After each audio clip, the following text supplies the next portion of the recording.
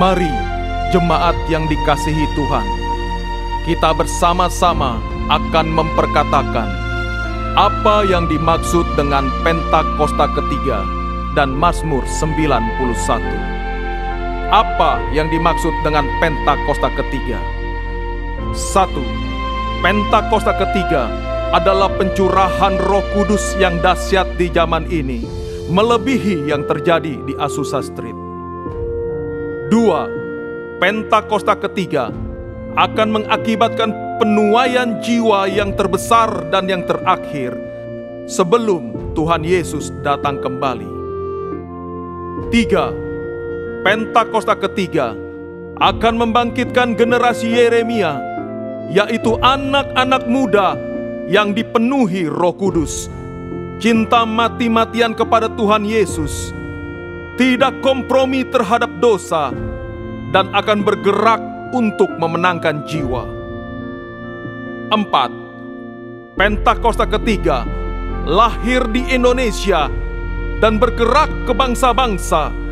Gerakan ini dari timur ke barat dan akan kembali ke Yerusalem. 5. Pentakosta ketiga akan memberikan kuasa untuk menyelesaikan amanat agung, dan setelah itu Tuhan Yesus akan datang kembali. Dan mari bersama kita sepakat dan percaya akan firman Tuhan yang terdapat di dalam Mazmur 91. Dalam lindungan Allah, orang yang duduk dalam lindungan yang maha tinggi dan bermalam dalam naungan yang maha kuasa akan berkata kepada Tuhan, tempat perlindunganku dan kubu pertahananku, Allahku yang ku percayai. Sungguh Dialah yang akan melepaskan engkau dari jerat penangkap burung, dari penyakit sampar yang busuk. Dengan kepaknya Ia akan menudungi engkau, di bawah sayapnya engkau akan berlindung. Kesetiaannya ialah perisai dan pagar tembok. Engkau tak usah takut terhadap kedahsyatan malam, terhadap panah yang terbang di waktu siang, terhadap penyakit sampar yang berjalan di dalam gelap, terhadap penyakit menular yang mengamuk di waktu petang. Walau 1000 orang rebah di sisimu dan 10.000 di sebelah kananmu, tetapi itu tidak akan menimpamu. Engkau hanya menontonnya dengan matamu sendiri dan melihat pembalasan terhadap orang-orang fasik. Sebab Tuhan ialah tempat perlindunganmu, yang maha tinggi telah kau buat tempat perteduhanmu. Malapetaka tidak akan menimpa kamu, dan tulah tidak akan mendekat kepada kemahmu. Sebab malaikat-malaikatnya akan diperintahkannya kepadamu untuk menjaga engkau di segala jalanmu. Mereka akan menatang engkau di atas tangannya, supaya kakimu jangan terantuk kepada batu. Singa dan ular tedung akan kau langkahi. Engkau akan menginjak anak singa dan ular naga. Sungguh hatinya melekat kepadaku, maka aku akan meluputkannya. Aku akan membentenginya, sebab ia mengenal namaku.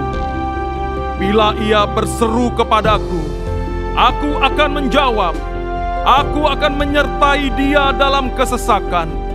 Aku akan meluputkannya dan memuliakannya. Dengan panjang umur akan kukenyangkan dia, dan akan kuperlihatkan kepadanya keselamatan daripadaku. Haleluya! Amin. Kami buka ibadah hari ini di dalam nama Tuhan Yesus Kristus. Haleluya! Amin.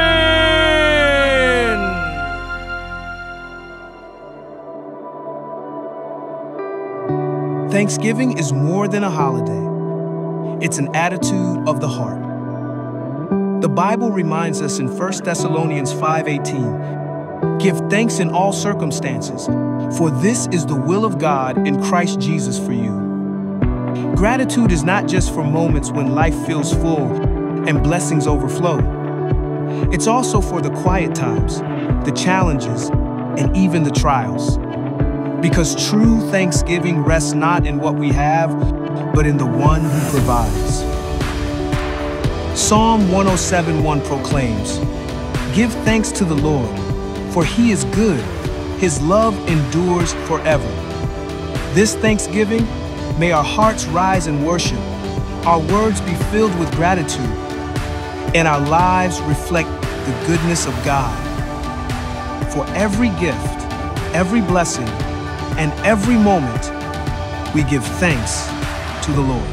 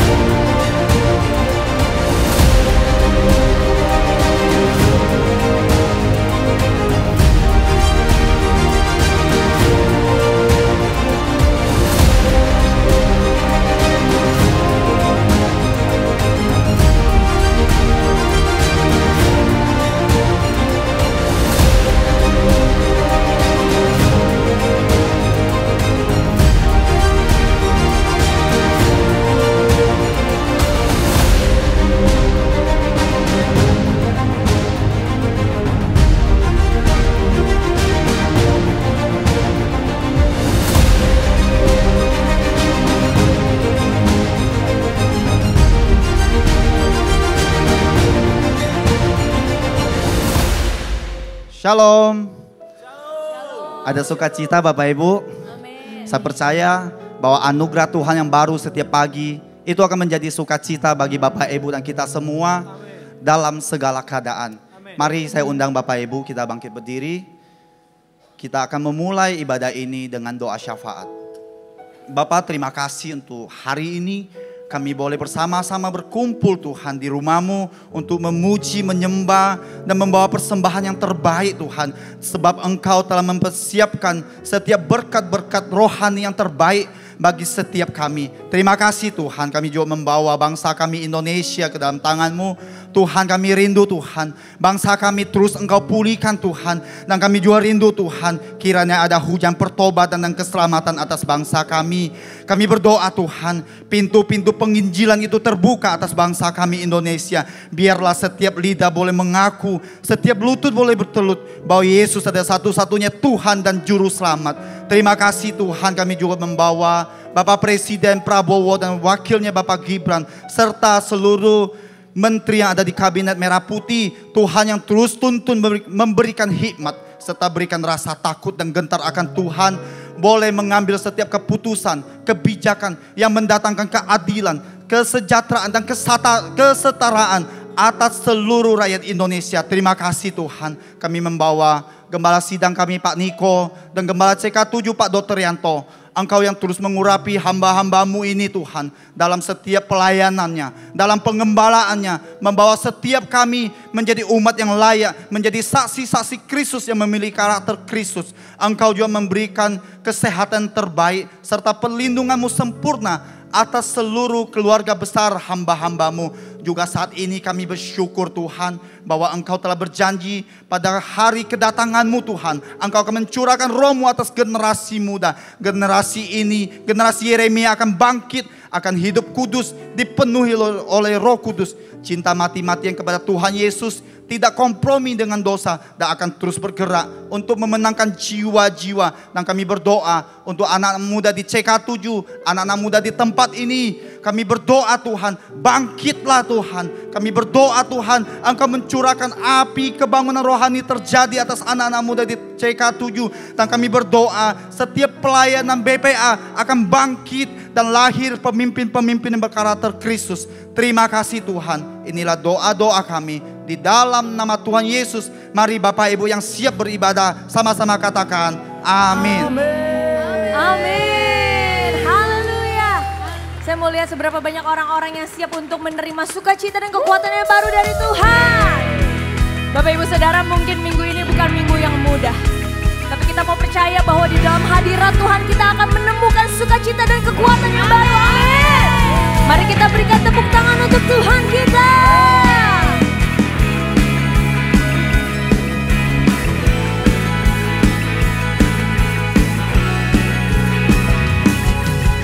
Beribu rebah di sisi kiriku, berasa jatuh di sisi kananku. Hatiku percaya ya kota perlindungan, sumber kemenanganku. Mari nyatakan dengan iman. Beribu rebah di sisi kiriku,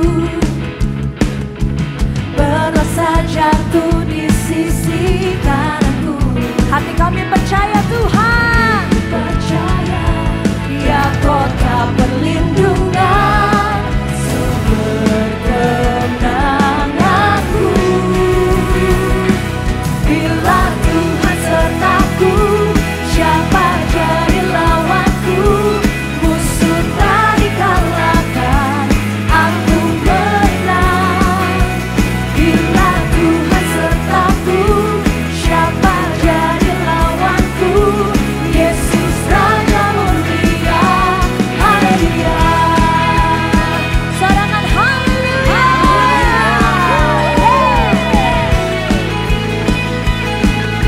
Mari jemaat GBBC katakan. Beribu rebah di sisi kiriku, berasa jatuh di sisi kananku. Hati kami percaya kepadamu Tuhan. Percaya Engkau sumber kemenangan kami. Amin. kemenanganku. Bila Tuhan sertaku, siapa jadi lawanku? Musuh tak dikalahkan, aku menang. Aku Bila Tuhan sertaku, siapa jadi lawanku? Yesus Raja Mulia, haleluya. Bila Engkau sertaku, siapa jadi lawanku? Musuh tak dikalahkan, aku apa? aku menang. Amin. Bila Tuhan sertaku, siapa jadi lawanku? Yesus Raja Mulia, haleluya. Mari bertepuk tangan untuk Tuhan kita.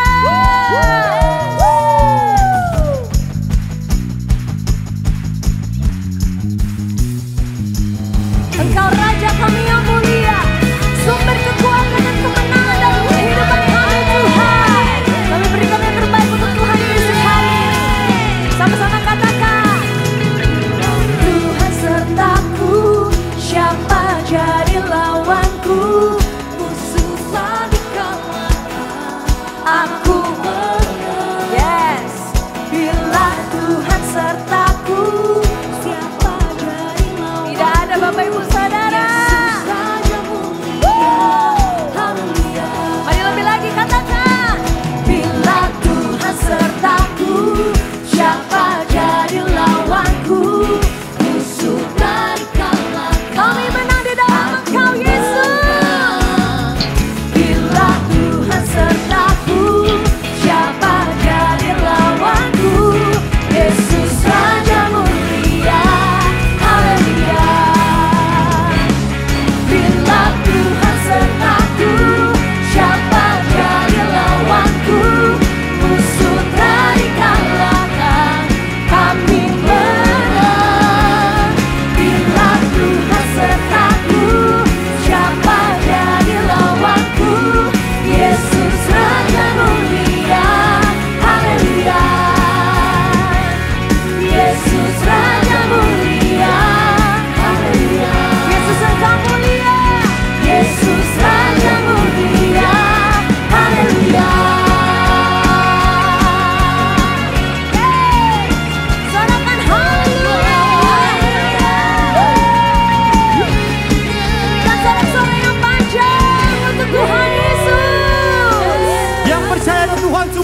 kekuatanmu, sekali lagi tepuk tanganmu. Sorak-sorai bagi Tuhan, come on.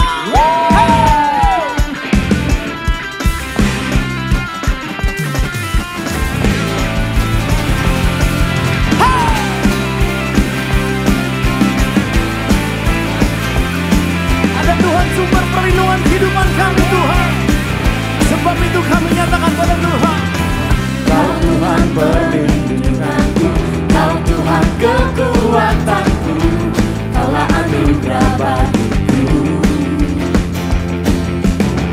Kau Tuhan perlindunganku, Kau Tuhan keselamatanku, ku percaya Kau berkuasa. Janji-Mu nyata dalamku, ku berserah kepadamu. are you ready, church? Haleluya, sebab nama-Mu besar, dahsyat-dahsyat dalam hidupku. Haleluya, ku bersorak Yesus dahsyat, ku bersorak Yesus Kau Raja mulia. Katakan amin. Kau Tuhan perlindunganku, Kau Tuhan kekuatanku, Kaulah anugerah bagiku. Amin. Kau Tuhan perlindunganku, Kau Tuhan keselamatanku, ku percaya Kau berkuasa. Janji-Mu nyata dalamku, ku berserah kepadamu. Mari yang sepakat katakan, Haleluya, sebab nama-Mu besar, dahsyat-dahsyat dalam hidupku. Haleluya, ku bersorak Yesus dahsyat, ku bersorak Yesus Kau Raja mulia.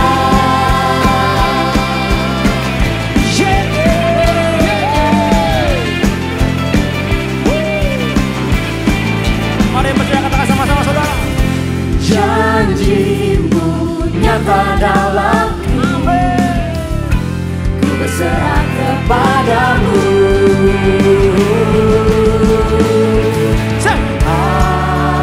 Haleluya, sebab nama-Mu besar, dahsyat-dahsyat dalam hidupku. Katakan saudara, katakan. Haleluya, ku bersorak Yesus dahsyat, ku bersorak Yesus Kau Raja mulia. Haleluya, sebab nama-Mu besar, dahsyat-dahsyat dalam hidupku. Haleluya, ku bersorak Yesus dahsyat, ku bersorak Yesus Kau Raja mulia. Ku bersorak Yesus dahsyat, ku bersorak Yesus Kau Raja mulia. Oh, hey, oh, oh, hey, oh, oh, hey, oh. Berikan tepuk tangan sorak-sorai bagi Tuhan yang dahsyat.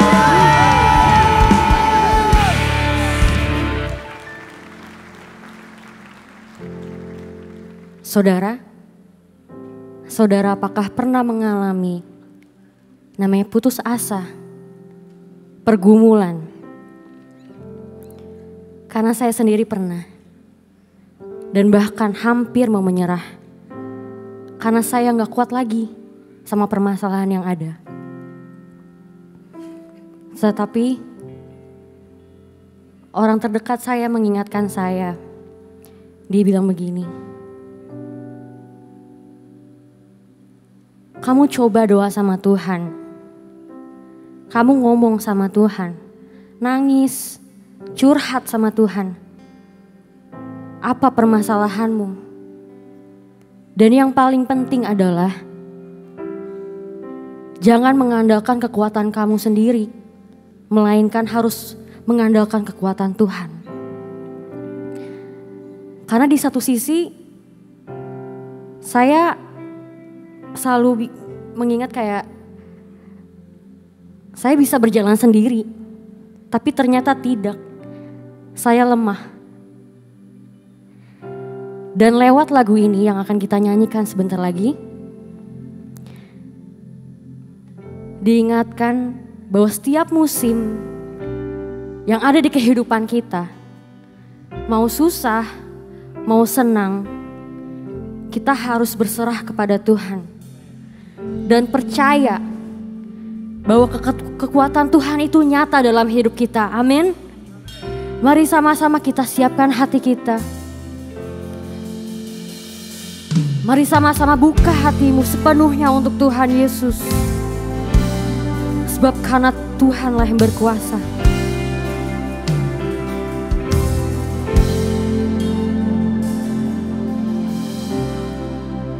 Ajarku berserah, kuasai mataku, bahwa Kau besar menggenggam hidupku.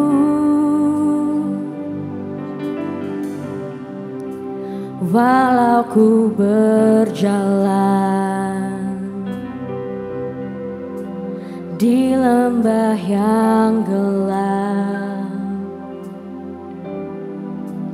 tenang jiwaku, sebab Kau besertaku.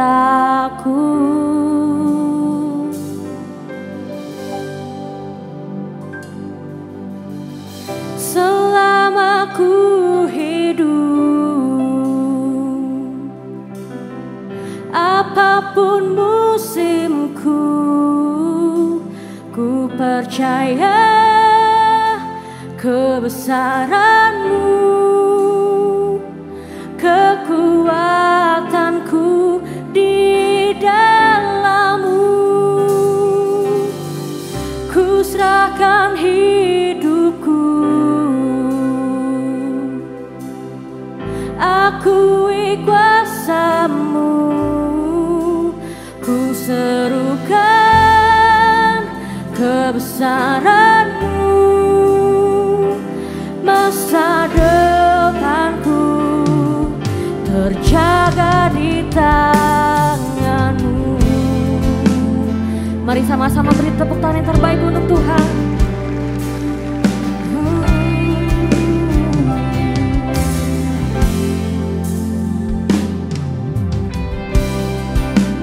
Walau ku berjalan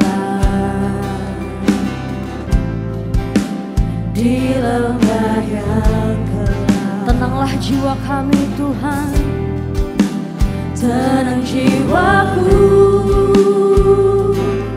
sebab Kau besertaku.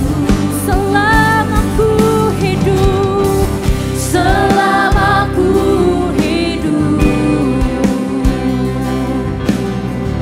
apapun musimku, ku percaya kebesaran-Mu, kekuatanku di dalam-Mu. Ku serahkan hidupku, kami akui kuasa-Mu Tuhan, akui kuasa-Mu. Serukan kebesaran-Mu, masa depanku terjaga di tangan-Mu. Selama ku hidup, apapun Yesus, Tuhan Yesus, ku percaya kebesaran-Mu, kekuatanku di dalam-Mu.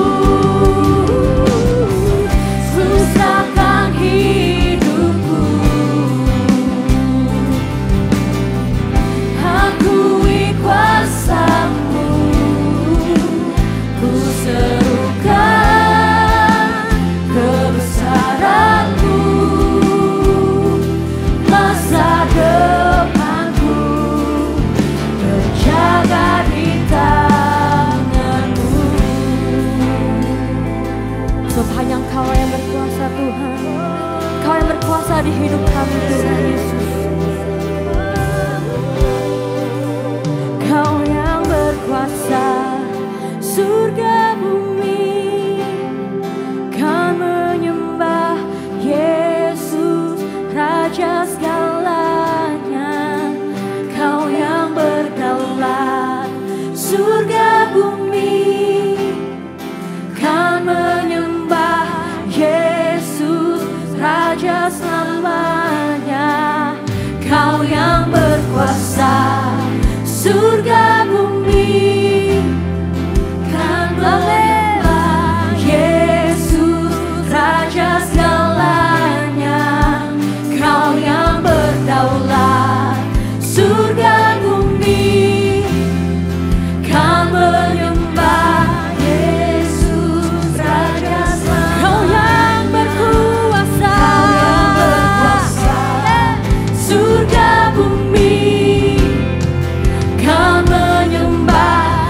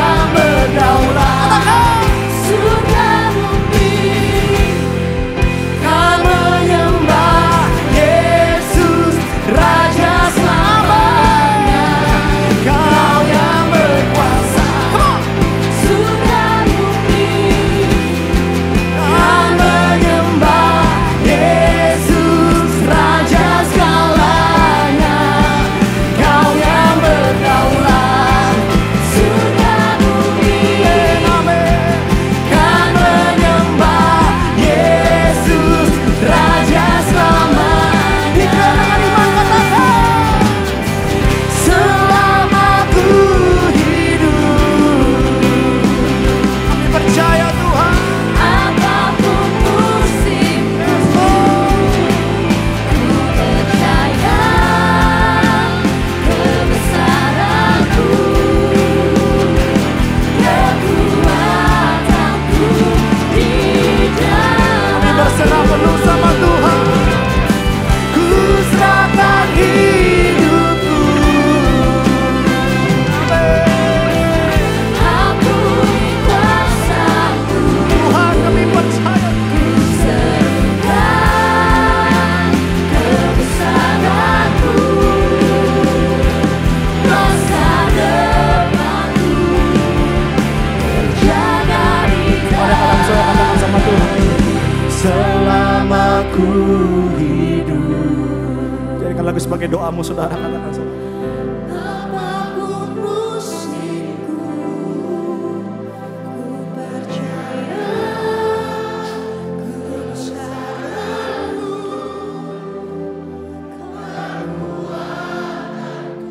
Di dalam ku serahkan. Kami mau serahkan penuh sama Tuhan. akui kuasa-Mu, Kebesaran.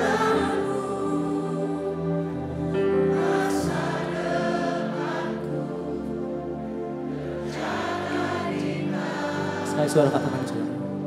Ku serahkan hidup. Apapun musim kami, akui kuasa-Mu, ku serukan. Katakan dengan iman saudara. Masa depanku terjaga di tangan-Mu.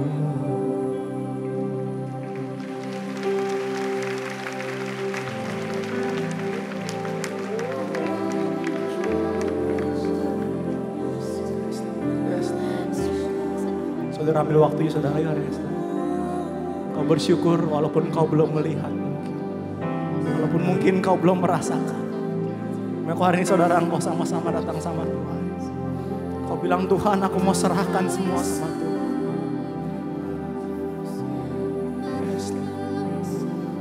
Kami angkat doa kami.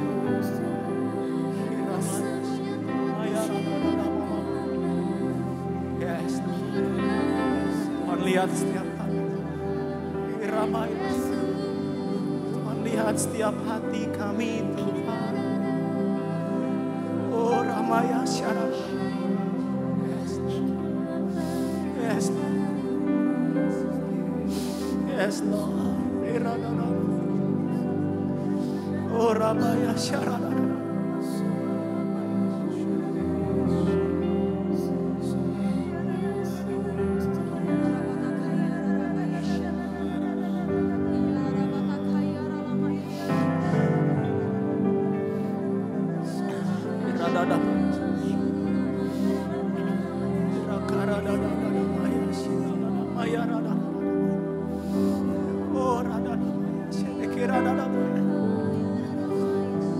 Ini setiap kami angkat doa kami. Iradadamaya syakiradadamaya.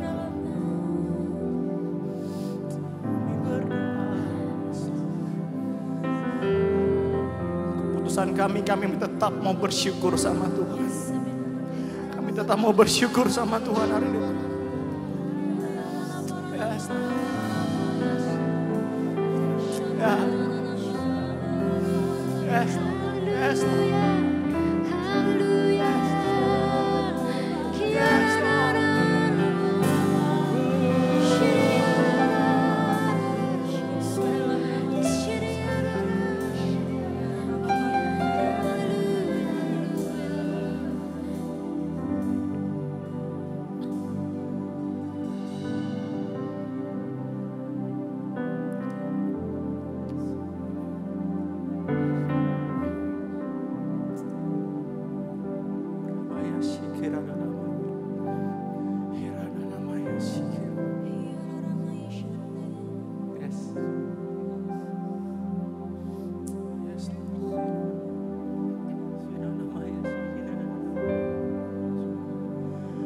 For you are great, you do miracles so great.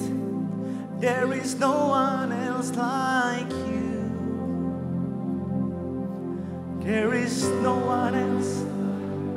For you are great, you do miracles so great. There is no one else like you.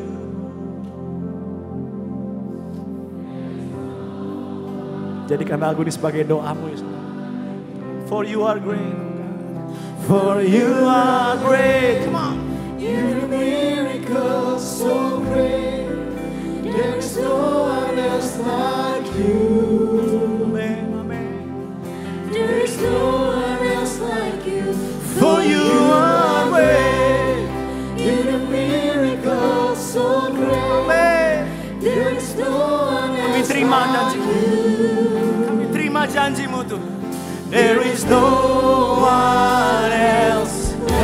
For you are great. Say, for you are great.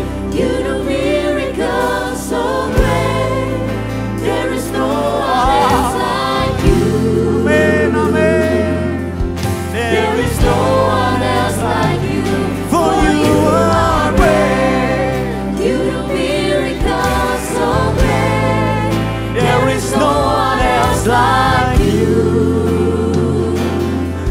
There is no one else. Mari sepakat dengan iman katakan for you are great. You do miracles so great. There is no one else like you. There is no one else like you. For you are great. You do miracles so great. There is no one else like you. There is no one. There is no one else like For you are great. For you are great. Come on. you. Do miracles so great. Amen, amen. There is no one else like you.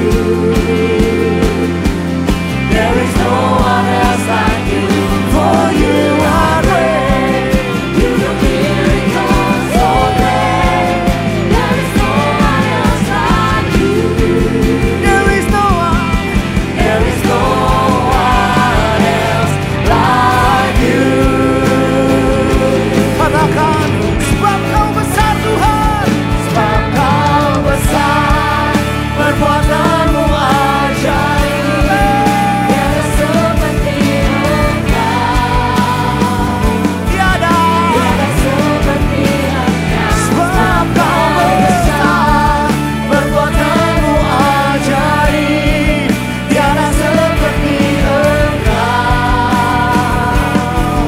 Tiada seperti. Mari angkat kedua tanganmu. Dikatakan, sebab kau besar, perbuatanmu ajaib.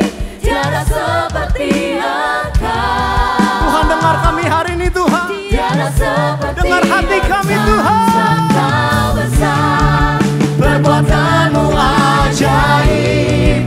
Tiada seperti Engkau. Tiada, tiada. Tiada seperti Sebab kau besar, sebab kau besar, perbuatanmu ajaib. Tiada seperti Engkau, tiada seperti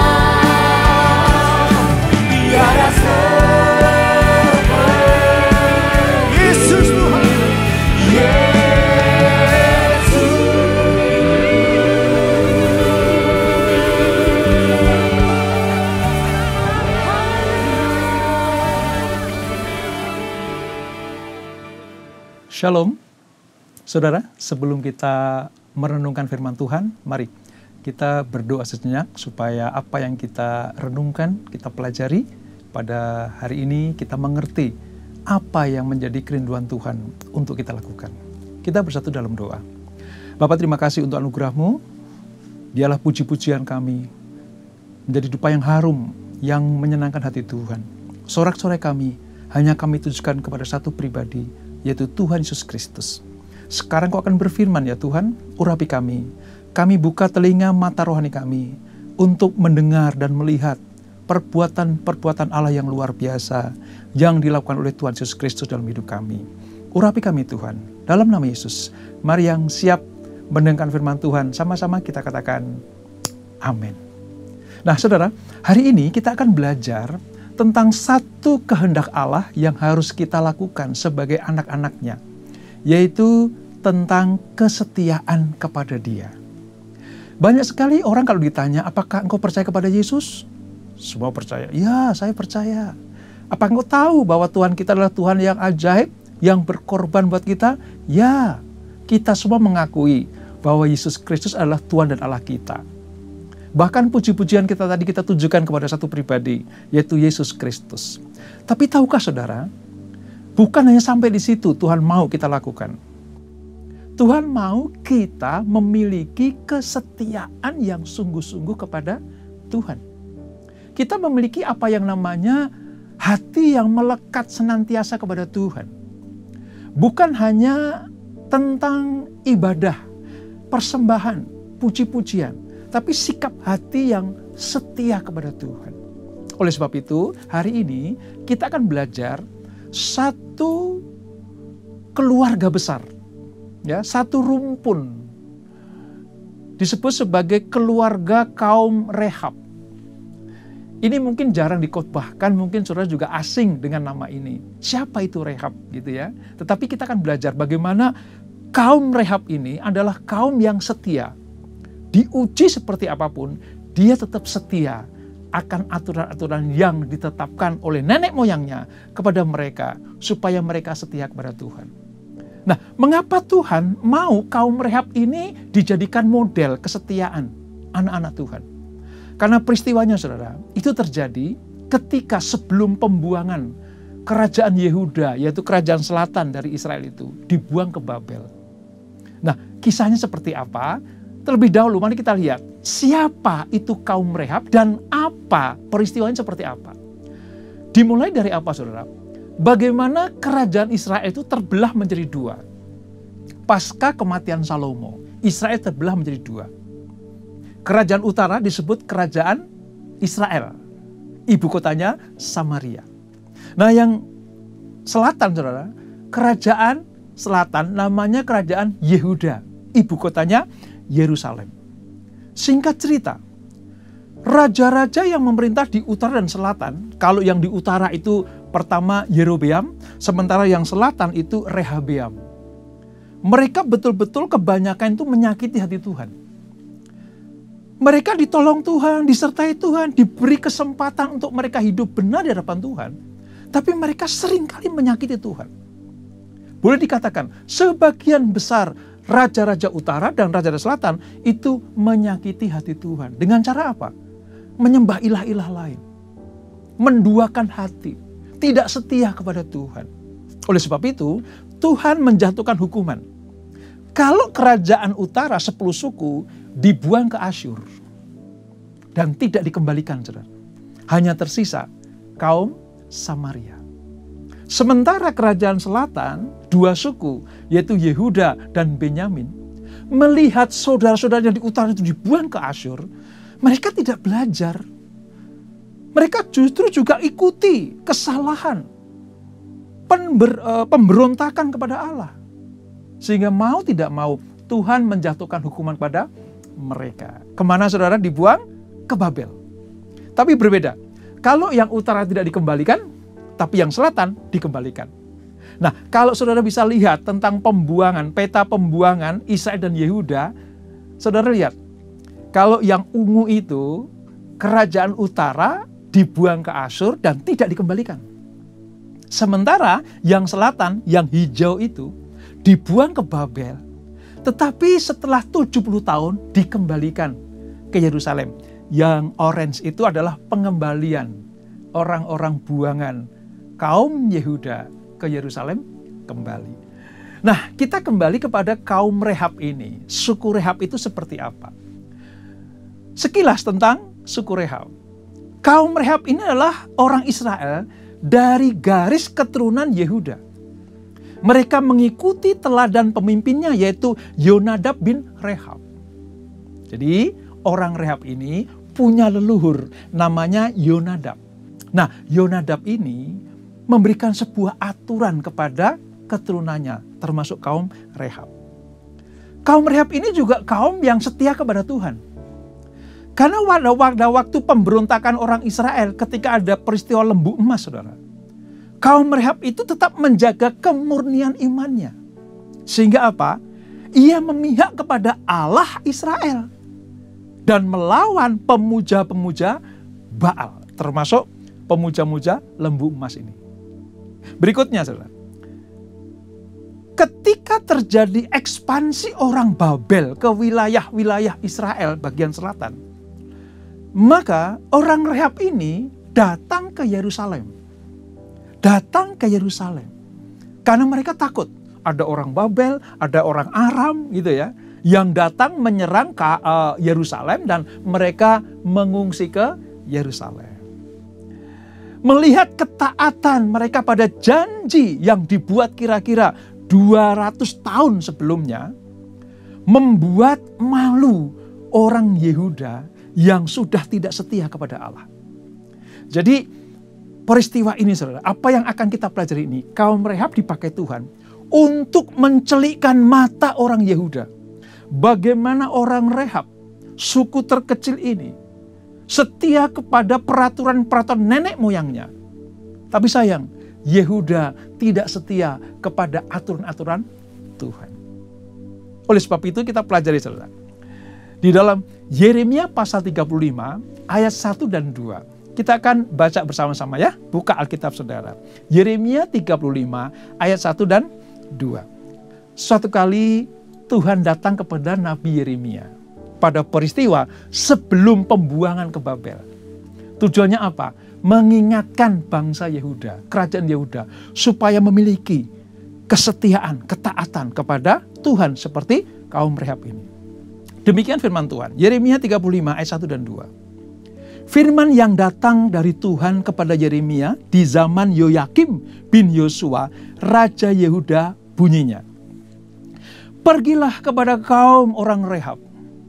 Bicaralah dengan mereka dan bawalah mereka ke rumah Tuhan. Ke dalam salah satu kamar, kemudian berilah mereka minum anggur. Nah, saudara, ketika orang-orang Rehab datang ke Yerusalem, Tuhan melihat bagaimana ini peristiwa akan menjadi contoh bagi orang Yehuda tentang kesetiaan. Maka Tuhan ngomong sama Yeremia, Yeremia, ini ada orang Rehab nih. Nah, mereka akan aku pakai. Untuk apa? Untuk menegur orang Yehuda. Sekarang panggil mereka, masukkan ke suatu tempat atau ruangan terpencil yang ada di lingkungan bait suci. Kumpulkan mereka. Lalu berikan mereka sebuah ujian. Ujiannya seperti apa, saudara? Di dalam ayat 5 dan 6. Yeremia 35 ayat 5 dan 6.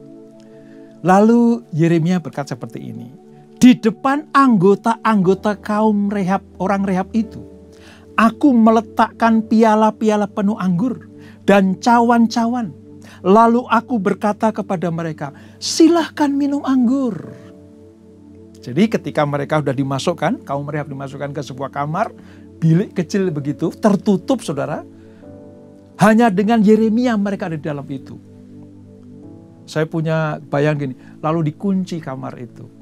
Setelah dikunci, Yeremia mengambil cawan-cawan yang penuh dengan anggur. Untuk apa? Untuk ditawarkan kepada orang Rehab. Ayo minum anggur ini. Silahkan minum anggur ini. Ayo, gak ada siapa-siapa. Hanya ada aku dan kalian. Kira-kira seperti itu. Apa yang terjadi? Tetapi ayat 6 nih. Mereka menjawab, kami tidak minum anggur. Sebab Yonadab bin Rehab, bapa leluhur kami, telah memberi perintah kepada kami, katanya, janganlah kamu atau anak-anakmu pun minum anggur sampai selama-lamanya. Saudara lihat, pada waktu itu yang di ruangan hanya orang Rehab dan Yeremia. Nabi besar, saudara. Nabi besar itu didengar kata-katanya. Nabi besar itu diikuti perintah-perintahnya.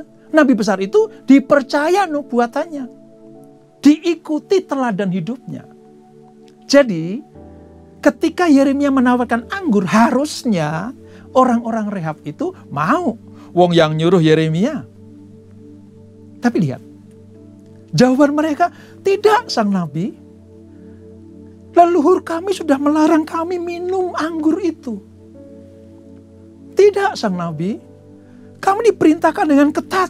Kamu jangan mabuk anggur. Kamu jangan minum anggur selama-lamanya. Kamu jangan lakukan ini dan itu. Jadi ketika orang Rehab ditawari anggur di depan Yeremia, gak ada orang lain selain mereka.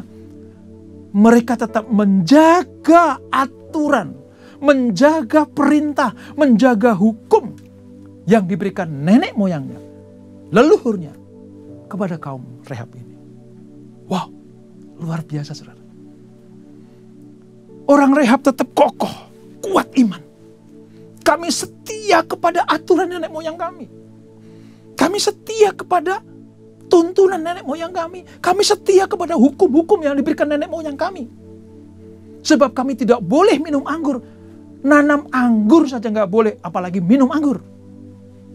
Kalau saudara baca selanjutnya dalam pasal 35, bagaimana aturan-aturan yang diterapkan kepada kaum Rehab sangat-sangat ketat.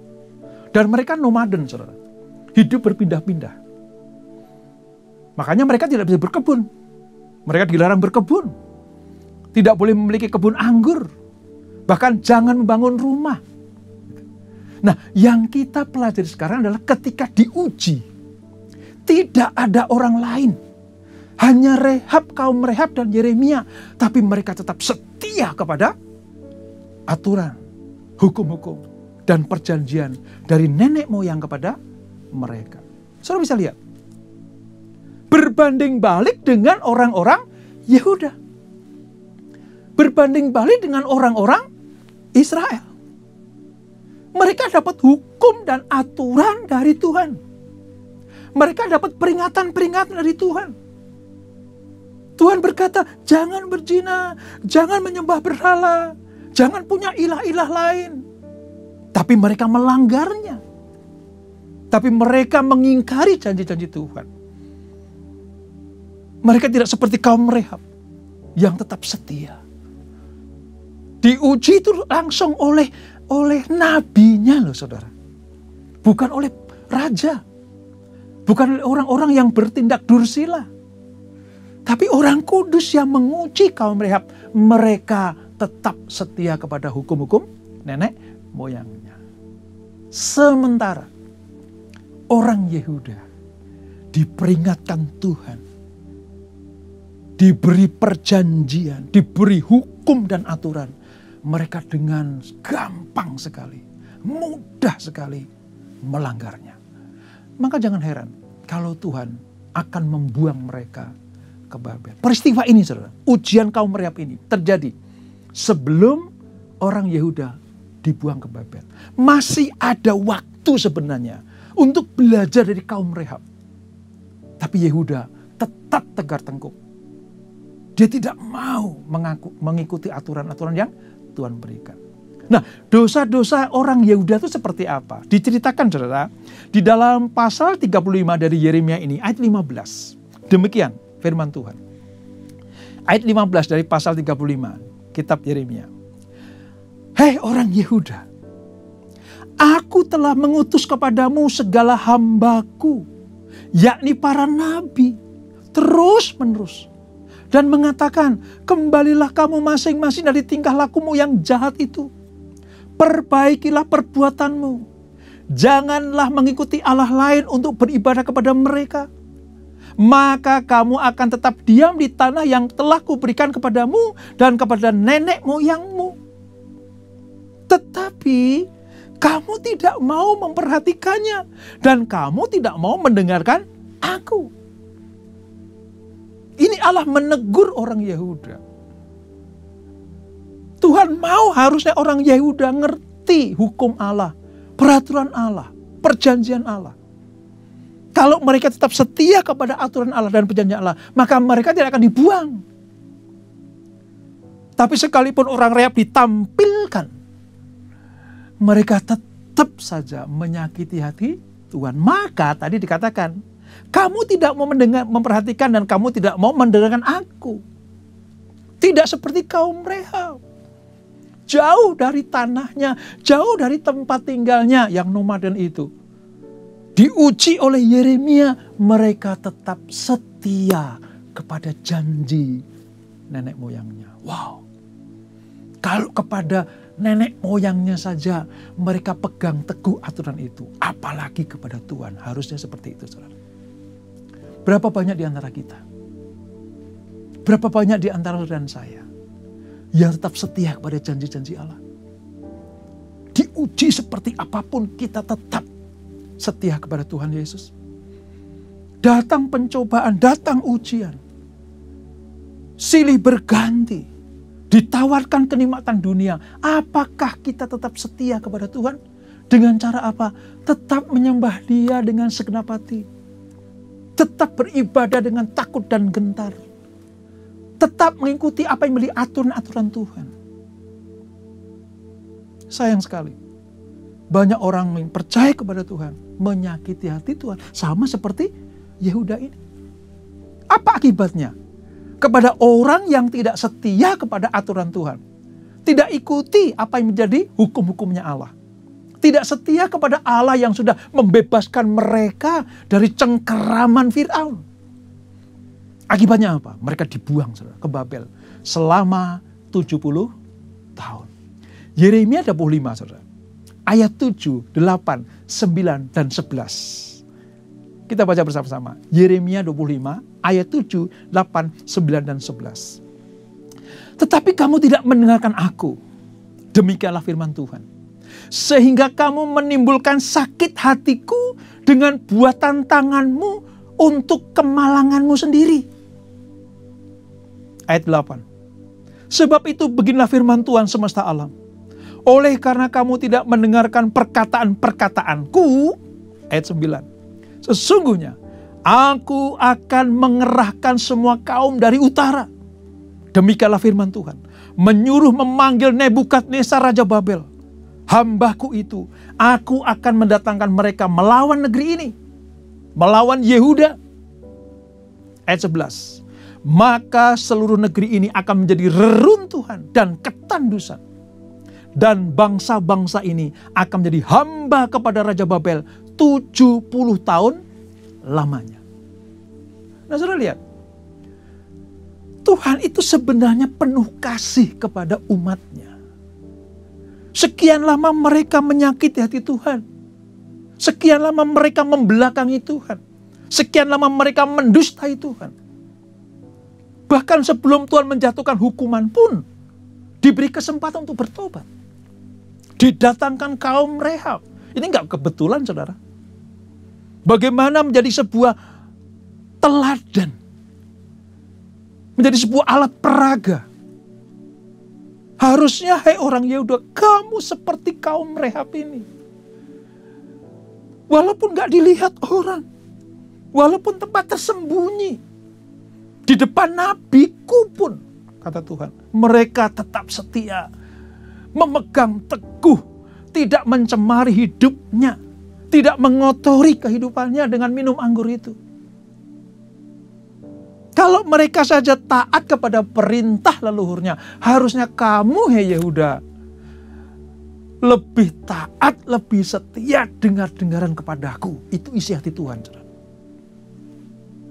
Sekali lagi, mari kita periksa diri kita. Apakah setelah kita menerima Tuhan sebagai Tuhan dan Juru Selamat, sebagai juru selamat kita, apakah kita memelihara iman kita? Tetap setia kepadanya. Sekalipun tidak dilihat orang, kita tetap setia kepada Tuhan. Para suami sekalipun jauh dari istri, apakah tetap menjaga kekudusannya, kesetiaan terhadap hukum perjanjian pernikahan? Apakah ketika istri jauh dari suaminya, apakah tetap hidup kudus? Anak-anak yang jauh dari orang tua, anak-anak yang kuliah di luar negeri misalnya, luar kota, apakah tetap menjaga kekudusan? Walaupun tidak dilihat orang, Tuhan mau kita tetap setia kepada janji-janji Allah. Tapi Yehuda tidak. Dia menyakiti hati Tuhan. Nah, akibatnya apa tadi? Dihukum. Akibatnya apa? Dibuang ke Babel. Akibatnya apa? Dijauhkan dari Yerusalem. Mereka harus keluar dari Yerusalem. Yerusalem didatangi oleh Nebukadnezar dan pasukannya, saudara. Luluh lantak. Bukan hanya kotanya yang dijarah. Bukan cuma temboknya yang diruntuhkan. Tetapi bait suci pun dilicin tandaskan. Tidak ada satu batu yang terletak di atas batu yang lain. Bahkan banyak orang jadi tawan ke Babel. Termasuk Sadrak, Mesak, Abednego dan Daniel. Mereka menjadi korban atas orang-orang durhaka yang tidak dengar-dengaran kepada hukum Allah dan firman Tuhan. Ayo, jangan sampai terjadi dalam hidup kita. Sebaliknya apa yang terjadi, saudara? Kepada orang yang taat setia kepada hukum Allah, berkat bagi mereka Tuhan sediakan. Seperti Tuhan menyediakan berkat bagi kaum Rehab. Di dalam Yeremia 35, saudara, ayat 18 sampai 19. Demikianlah firman Tuhan. Tetapi berkatalah Yeremia kepada kaum Rehab, beginilah firman Tuhan semesta alam Allah Israel. Oleh karena kamu telah mendengarkan perintah Yonadab, bapa leluhurmu, ya, telah berpegang pada segala perintahnya dan telah melakukan tepat seperti yang diperintahkannya kepadamu. Maka beginilah firman Tuhan semesta alam, Allah Israel. Keturunan Yonadab bin Rehab takkan terputus melayani aku sepanjang masa. Wow. Saudara lihat, kepada orang yang taat dan setia, Allah menyediakan berkat, kehormatan, kedudukan, posisi untuk melayani Tuhan. Itu dekat sekali, saudara. Dekat sekali dengan Tuhan. Tidak terbuang jauh dari hadirat Tuhan. Nempel terus sama hadirat Tuhan. Kenapa? Karena mereka teruji kesetiaannya. Karena mereka teruji akan hukum-hukum yang dijalankan dengan setia dari nenek moyang. Allah tidak pernah berbuat curang. Tuhan tidak pernah berbuat tidak adil. Dia adil. Kepada orang yang tak setia diberikan berkat-berkat yang melimpah. Tapi kepada mereka yang tidak mau dengar-dengaran, memberontak, hukumannya apa? Dibuang, dijauhkan.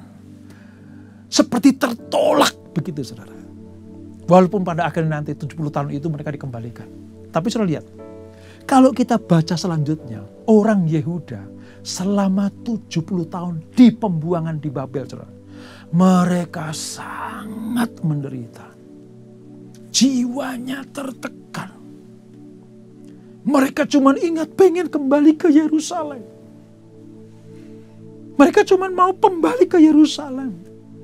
Mereka teriak-teriak sama Tuhan. Ya Tuhan, ampuni kami. Ini karena ketegak-tegukan kami. Ampuni kami kalau kami keras hati, keras kepala. Kami tidak dengar-dengar akan hukum-Mu. Kami tidak setia kepada perjanjian-Mu. Ampuni kami Tuhan. Kembalikan kami ke Yerusalem. Hanya itu doa mereka. Itu menandakan bahwa apa, saudara? Mereka sudah menyesal karena hukuman sudah dijatuhkan. Padahal peringatan-peringatan sudah diberikan. Terakhir apa? Kaum Rehab didatangkan. Tapi orang Yehuda menutup hati. Akibatnya apa? Ya dibuang. 70 tahun mereka menjadi budak di Babel. Mereka diperintahkan menjadi budak di Babel. Ya ada sih yang ditawarkan oleh Nebukadnezar itu. Kedudukan yang indah seperti Daniel, Sadrak, Mesak, Abednego. Tapi mereka diuji juga bukan? Saya mau katakan, di pembuangan, di tempat asing itu, mereka sangat-sangat menderita. Akibat apa ya? Ketidaksetiaan. Tapi sebaliknya, kaum Rehab mendapatkan kehormatan. Diberi janji tentang apa? Tentang mereka akan melayani Tuhan. Oh, zaman itu saudara. Kalau diberikan kedudukan melayani Tuhan, itu kedudukan yang paling mulia. Paling dicari-cari oleh suku bangsa. Dekat dengan Tuhan. Dilayakkan, dikuduskan.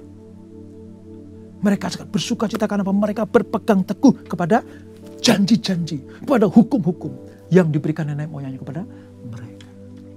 Orang Rehab ini mendapatkan anugerah dari Tuhan. Mendapatkan kedudukan dari Tuhan. Nah, ada satu peringatan buat kita saudara. Tentang kesetiaan. Bagaimana Rasul Yohanes ketika di Pulau Patmos. Di sebuah pembuangan tempat yang sunyi. Dia dapat wahyu dari Tuhan. Untuk disampaikan kepada bangsa Israel.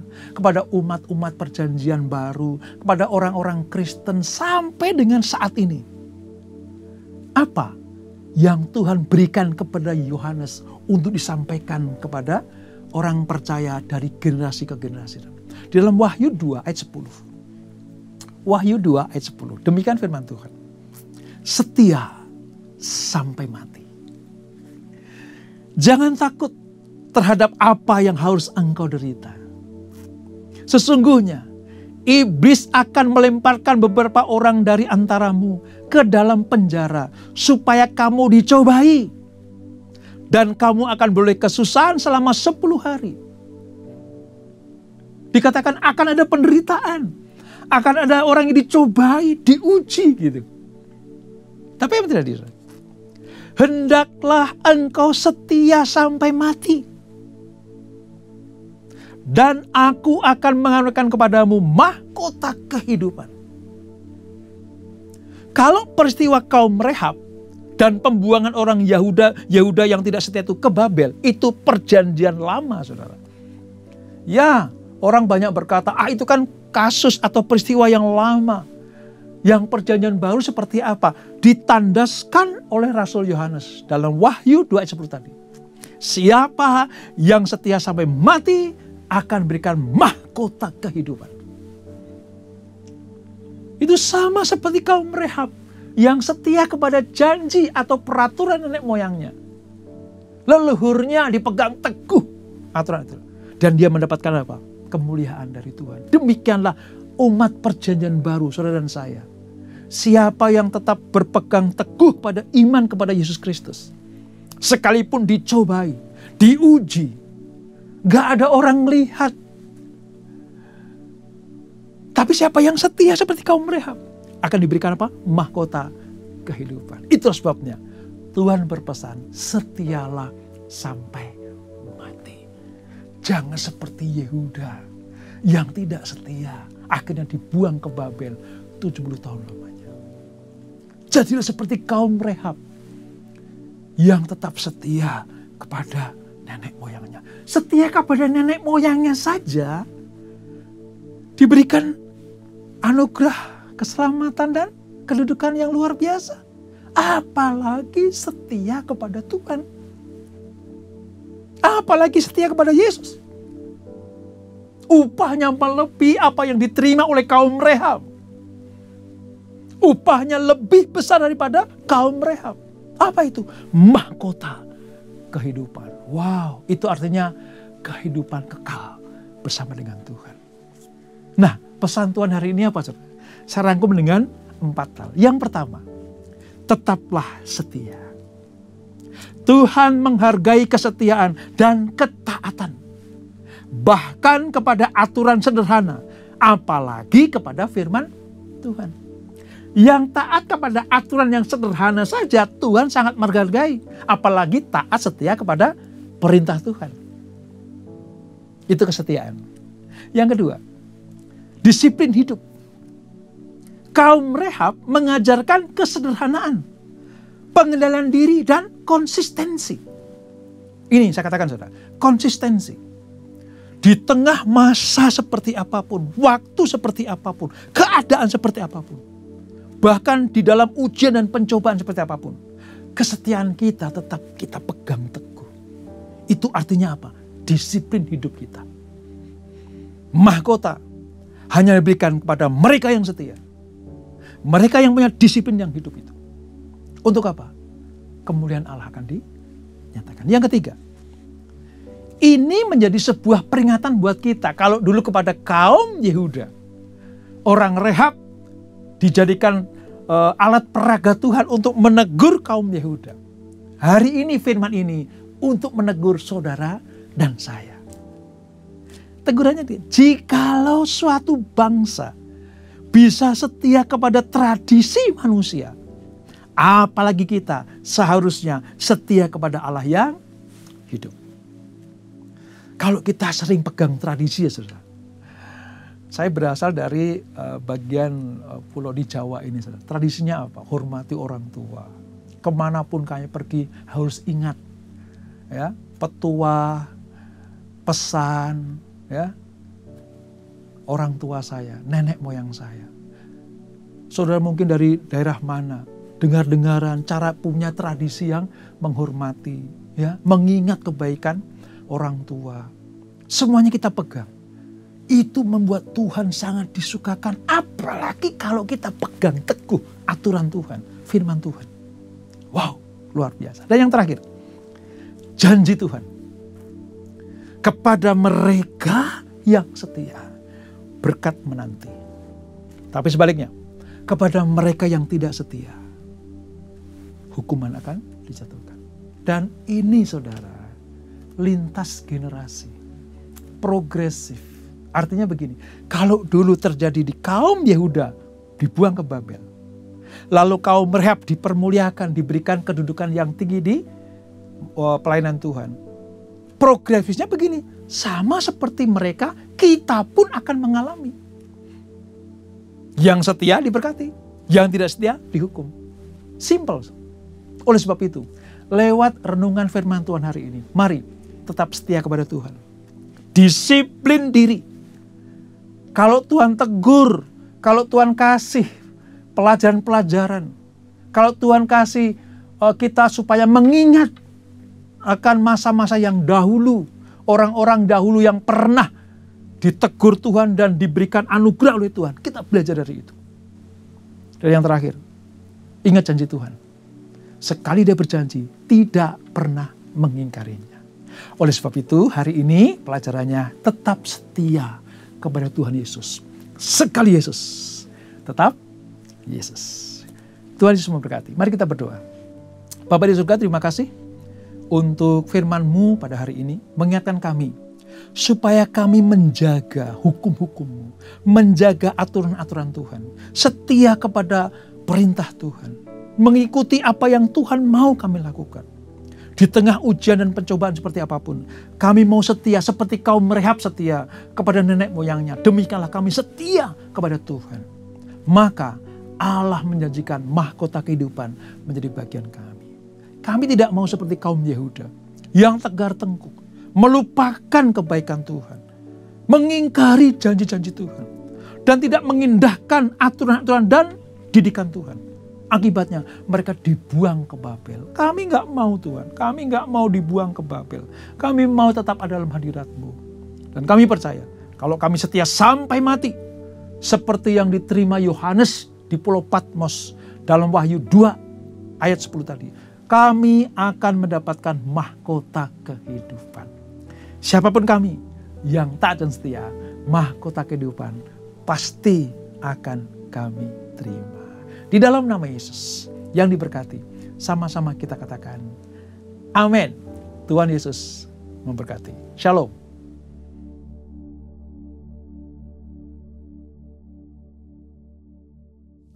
Kita akan masuk dalam perjamuan kudus. Kita akan mengingat ayat ini.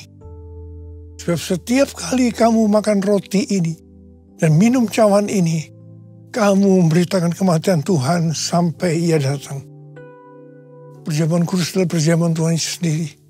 Setiap kali kita masuk dalam perjamuan kudus, Tuhan Yesus selalu berkata, biarlah ini menjadi peringatan akan aku. Karena itu, mari arahkan hati kita kepada kebaikan Tuhan. Supaya kita lebih mengasihi Tuhan Yesus. Kita lebih mengasihi satu dengan yang lain. Bapa, siapakah kami sebelum kami mengenal Engkau? Kami semua orang berdosa. Upah dosa adalah maut, mati. Tapi Engkau yang tidak berdosa telah dijadikan dosa oleh karena kami. Engkau harus turun dari sorga mulia. Mati ganti kami dengan penderitaan yang luar biasa. Sungguh kalau kami pikirkan betapa baiknya Engkau ya Aba. Engkau jadikan kami sebagai anak-anak-Mu. Engkau tuntun, Engkau bela, Engkau lindungi. Engkau berkati, Engkau hajar juga kalau kami salah. Itu Engkau ya Aba. Kita akan diberkati Tuhan melalui perjamuan kudus. Tapi Tuhan mau kita makan dan minum dengan cara yang benar. Karena itu masing-masing sekarang berdoa. Lihat keadaan dirimu masing-masing. Jangan menyimpan dosa. Kalau ada dosa yang Tuhan ingatkan, harus kita selesaikan. Langsung minta ampun. Ampuni, ampuni, ampuni saya Tuhan. Ampuni, ampuni. Ampuni Tuhan anak-anak-Mu. Ampuni mereka. Ampuni. Layakkan kami untuk masuk dalam perjamuan kudus. Kami akan masuk dalam perjamuan kudus dengan hati yang penuh ucapan syukur. Dalam nama Yesus kami berdoa. Amin. Mari angkat roti di tangan kanan kita tinggi-tinggi. Sebab apa yang telah kuteruskan kepadamu telah aku terima dari Tuhan. Yaitu bahwa Tuhan Yesus pada malam waktu ia diserahkan mengambil roti. Dan sesudah itu ia mengucap syukur atasnya. Dia memecah-mecahkannya dan berkata, inilah tubuhku yang diserahkan bagi kamu. Perbuatlah ini menjadi peringatan akan aku. Saudara dikasihi Tuhan, bukankah roti yang kita pecah-pecahkan ini adalah persekutuan kita dengan tubuh Kristus? Mari kita makan dalam nama Yesus.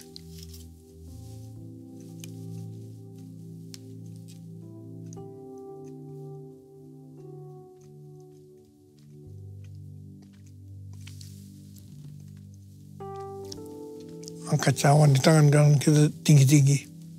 Demikian juga ia mengambil cawan sesudah makan lalu berkata, cawan ini adalah perjanjian baru yang dimerintahkan oleh darahku. Perbuatlah ini setiap kali kamu meminumnya menjadi peringatan akan aku. Saudara dikasihi Tuhan, bukankah cawan pengucapan syukur yang atasnya kita ucapkan syukur adalah persekutuan kita dengan darah Yesus. Mari kita minum dalam nama Yesus.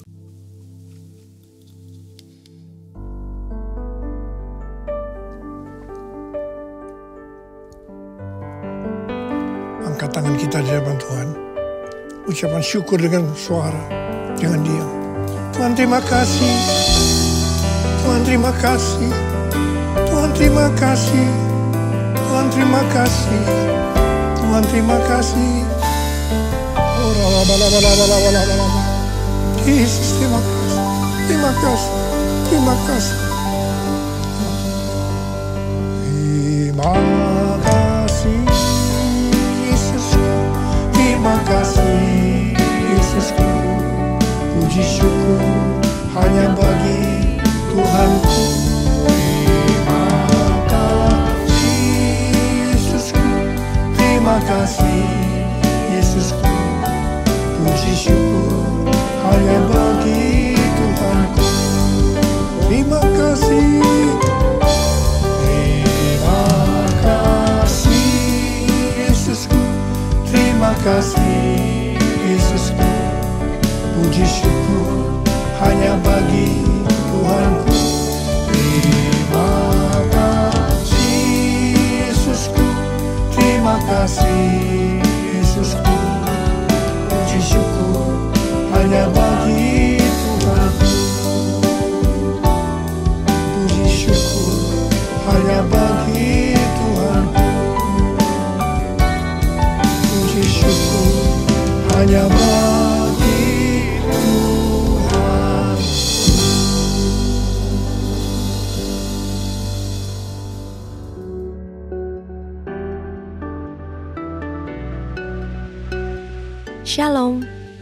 Gembala dan seluruh pengerja CK7 serta jemaat Tuhan mengucapkan terima kasih kepada Pendeta Robertus Purwadi SSPD yang telah memberkati kita semua melalui penyampaian pesan firman Tuhan pada hari ini. Tuhan Yesus memberkati Bapak dan keluarga berlimpah-limpah. Amin. Berikut kami sampaikan beberapa pengumuman. Ibadah Raya via live streaming hari Minggu 9 November 2025 pukul 7, 9, 11.30, 14 dan 16.30 waktu Indonesia Barat akan dilayani oleh Pendeta Stefan J. Saputra SMTH. Ibadah Raya hari Minggu 9 November 2025 diadakan di GBPRJ pukul 7, 9 dan 11.30 waktu Indonesia Barat dilayani oleh Pastor JJ Simko Putra. Pukul 16.30 waktu Indonesia Barat dilayani oleh Pendeta Rubin Ong. GBPRJ Mandarin pukul 9 waktu Indonesia Barat dilayani oleh Pastor Alan Low. GB Interkon pukul 7, 9 dan 11 waktu Indonesia Barat dilayani oleh Evangelis Gina Darmawan. Pukul 16 dan 18 waktu Indonesia Barat dilayani oleh PDM Teresia Cynthia Tirta Dereja SH. GB San Moritz pukul 9 dan 11 waktu Indonesia Barat dilayani oleh Pendeta Raymond Jaya MEC. Pukul 13 waktu Indonesia Barat dilayani oleh PDP Juan Lesmana. Pukul 15, 17 dan 19 waktu Indonesia Barat dilayani oleh Pendeta Johan Lumoindong.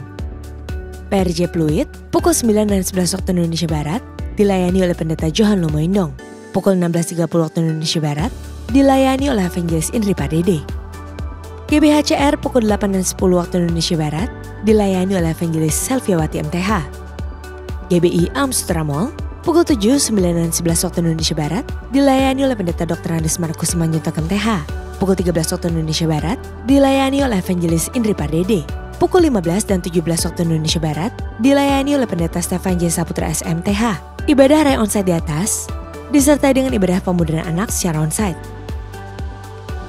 Ibadah tayang ulang atau rerun yang dilakukan secara onsite untuk ibadah Mandarin Service dan 2PM yang profesional and couple service dapat diikuti melalui YouTube channel GBPRJ CK7. Untuk persembahan umum atau kolekte, perpuluhan jemaat, ucapan syukur dan lain-lain dapat dilakukan melalui e-banking, mobile banking, ATM, maupun online di website Kerengan Persembahan CK7 BCA Camat Tamrin dengan nomor akun 206 333 8222 atas nama GBI PRJ. Unit Pelayanan Jemaat CK7 akan mengadakan baptisan air pada hari Sabtu 8 November 2025 pukul 8 waktu Indonesia Barat. Bagi Bapak Ibu yang ingin dibaptis, harap dapat segera mendaftarkan diri. Pendaftaran dibuka mulai tanggal 26 Oktober sampai dengan 3 November 2025 secara online via www.gbprj.org atau di counter sekretariat ibadah onsite masing-masing cabang.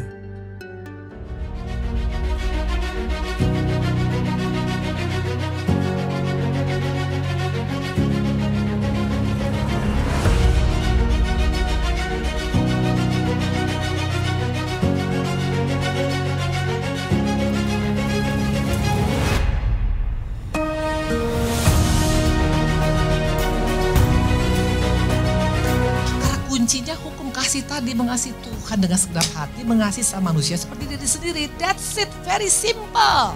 Love him with your whole heart. Cintai dia dengan segenap hatimu.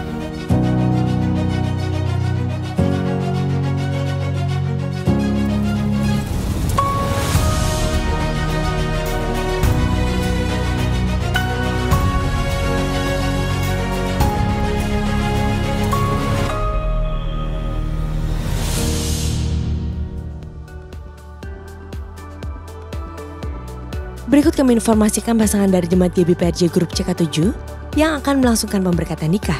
Apabila ada Bapak Ibu yang keberatan atas informasi tersebut, harap dapat segera menghubungi PDP Grace Natalia di nomor WA 0856 8505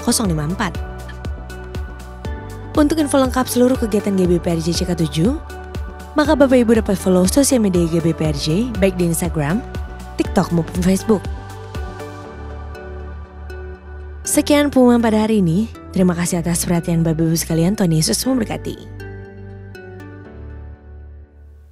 Terimalah berkat yang berlimpah-limpah dari Allah Bapa, kasih karunia di dalam anaknya yang tunggal, Yesus Kristus. Persekutuan yang manis dengan Roh Kudus menyertai kita mulai saat ini sampai Tuhan Yesus datang untuk kedua kalinya, menjemput kita di awan-awan yang permai bahkan untuk selama-lamanya. Semua yang percaya katakan amin. Shalom Bapak Ibu Saudara, selamat hari Minggu. Kiranya Tuhan terus memimpin, menuntun, dan membimbing hidup kita. Akhir-akhir ini banyak pembicaraan mengenai nabi palsu.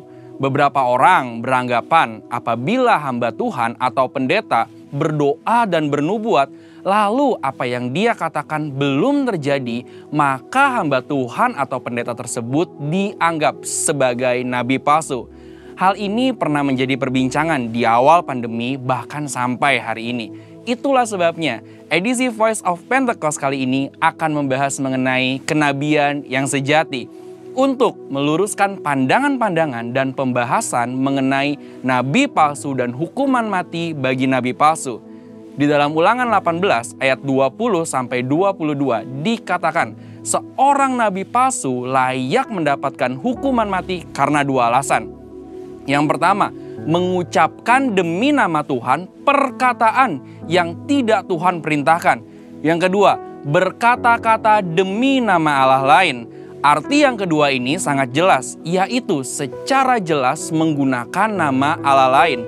Namun, perihal alasan yang pertama, apakah tandanya seseorang mengucapkan demi nama Tuhan sesuatu yang tidak Tuhan perintahkan? Bagaimanakah mengukur perkataan tersebut terjadi atau tidak? Tentu jawabannya adalah menunggu. Sekali lagi, apakah tandanya seseorang mengucapkan demi nama Tuhan sesuatu yang tidak Tuhan perintahkan? Bagaimanakah mengukur perkataan tersebut terjadi atau tidak? Jawabannya hanya menunggu. Bisa cepat, lama, atau sangat lama. Seperti halnya mengenai hari penghakiman. Maka dari itu, terjadi atau belum terjadinya suatu nubuatan bukanlah aturan kaku dan kriteria utama untuk menentukan kenabian yang sejati. Melainkan ada beberapa kriteria lain yang lebih komprehensif atau lengkap. Pertama, kesesuaian dengan nabi lain dan firman Tuhan secara keseluruhan. Kedua, berasal dari Tuhan walaupun terkadang tidak sesuai dengan kehendak pribadi sang nabi itu sendiri. Ketiga, membawa umat ke dalam rencana Allah. Keempat, tidak mencuri kemuliaan Tuhan. Kelima, karakter nabi yang sesuai dengan karakter Allah. Kriteria ini lebih tepat untuk melihat kenabian yang sejati. Lalu pertanyaan berikutnya, bagaimana dengan hukuman mati bagi nabi palsu dengan cara melemparinya dengan batu? Rasanya hal ini sudah tidak lagi relevan, karena ini berarti pezina, penyembah berhala, pelanggaran yang tidak dapat diampuni juga harus dihukum mati dengan dilempari batu. Tercatat ada 36 pelanggaran dalam hukum Taurat yang layak mendapatkan hukuman mati. Secara teologis, bagi orang percaya, hukum Taurat yang bersifat hukum sipil dan seremonial sudah digenapi. Karena apa? Karena sudah digenapi oleh Tuhan Yesus. Masih ingat bagaimana Tuhan Yesus tidak menghukum seorang pezina? Hukum Taurat salah satunya kini digunakan sebagai panduan moral hidup orang percaya. Kita tidak lagi hidup di bawah hukum Taurat, melainkan hukum Kristus. Seperti yang Paulus katakan dalam 1 Korintus 9 ayat 21, bahwa kini ia hidup di bawah hukum Kristus. Kenabian yang sejati ini penting bagi kehidupan orang percaya zaman now. Dari Ulangan 18 ayat 9 sampai 22, kita dapat menarik dua pelajaran, yaitu Tuhan masih berbicara kepada kita sampai sekarang ini. Dan suara kenabian adalah karunia Allah untuk meneguhkan umatnya, sekaligus melambangkan kerinduan Allah untuk tetap dapat berkomunikasi dengan kita. Dan kita sangat bersyukur dua hal ini terjadi di gereja kita. Tuhan Yesus memberkati.